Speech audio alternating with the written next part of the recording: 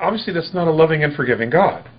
Okay, so it's, in my mind, being a kid, it was a lie. I just knew it was a lie.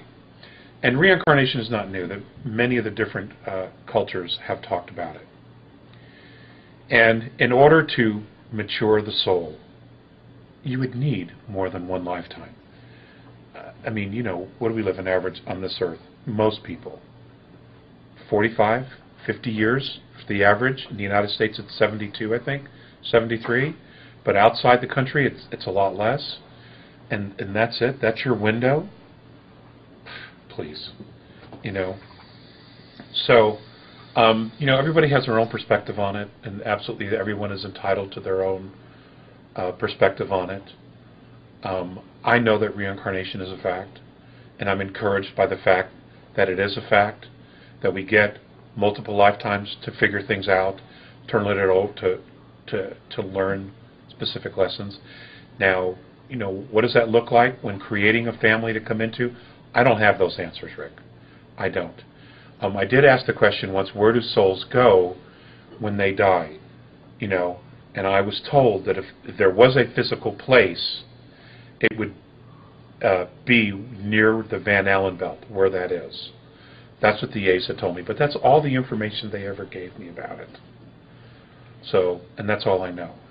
Now, in regard to human evolution, you've said that we must make the conscious decision not to spread hate. Why is this so important? Well, what's hate? It's a lack of love. It's a lack of love. And a lack of love is destructive. It disintegrates things.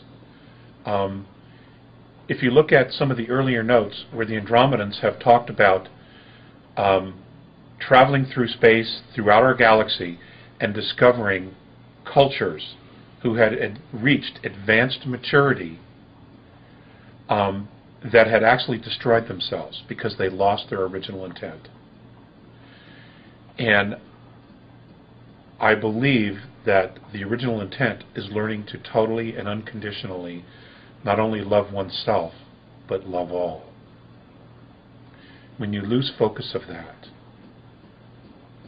things just begin to disintegrate perpetually, because you continue to justify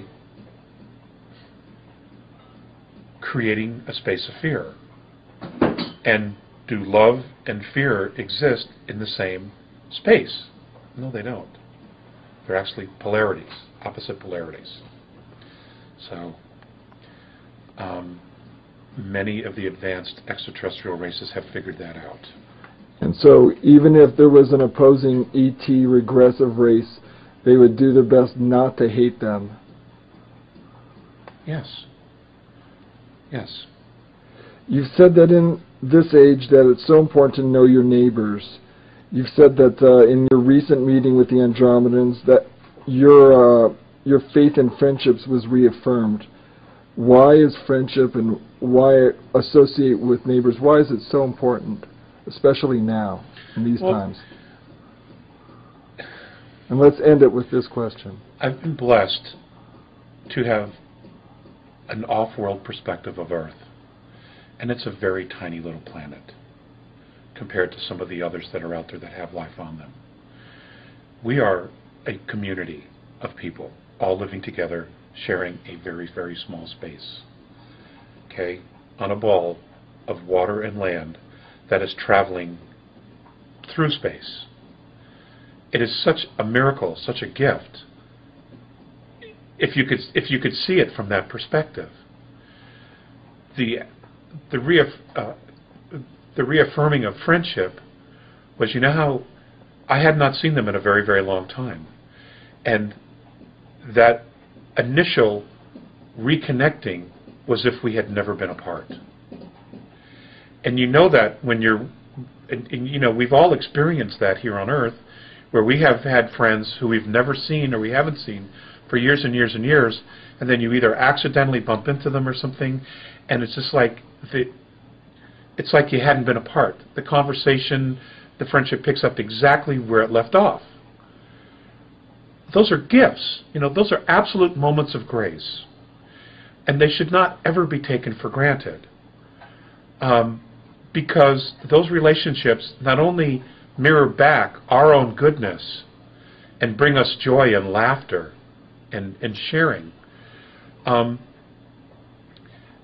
but they help complete us, and reaffirm, our purpose and see good in people every day. And then, that's something I think we need to do, is we need to really focus on looking for the good that's in every day. I read the news every day. I know what's happening in the world, and sometimes it terribly gets me down and frustrated because I don't know what to do to fix the problem. Guys, we try to solve problems, right? We're wired that way. But at the same time, if the kids start laughing about something, it changes my perspective. It brings me joy. It makes me, it brings me back, to what really is important. And I think, what we started off this interview with, what's really important. These are the things that, humanity as a whole really needs to be focusing on. It can't be about money. I'll never forget the time that I did this presentation regarding money to Mornay and Faceas, because they asked me to.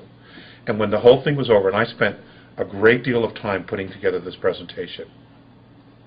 Of course, I was naive because I figured, well, they didn't really know, they didn't understand. But of course they knew. They've been studying us for a long time. And when the whole thing was over, Mornay was very grateful. And Faceas just looked at me and he goes, I don't understand. And I go, well, what is it that you don't understand? And he just looked at me and he said, I don't understand why you have to pay to live on a planet you were born on. And then, it's such a simple question, and it's haunted me ever since. And you know what, ladies and gentlemen? Ask yourself that question.